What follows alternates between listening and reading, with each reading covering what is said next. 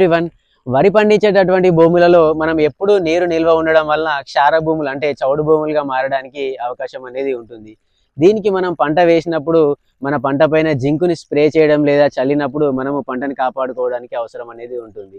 ఒకవేళ రైతులు మనకు నేల నుండే గనుక క్షారత్వాన్ని అంటే చౌడుని తొలగించుకోవాలి అని అనుకున్నప్పుడు మనకు సాయిల్ pH 8 కంటే ఎక్కువగా ఉన్నప్పుడు మనం జిప్సం పౌడర్‌ని ఎకరానికి దాదాపుగా 500 నుండి 800 కేజీల వరకు వాడుకోవాల్సి ఉంటుంది.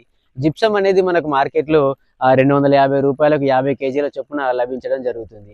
ఇక్కడ మనము జిప్సంని ప్రధాన పొలంలో ఒకసారి దున్నిన తర్వాత జిప్సం పౌడర్‌ని చల్లుకొని దాదాపు 2-3 రోజుల వరకు నీరుని అందులోనే నిల్వగట్టుకొని బయటకు పంపించుకోవాల్సి ఉంటుంది.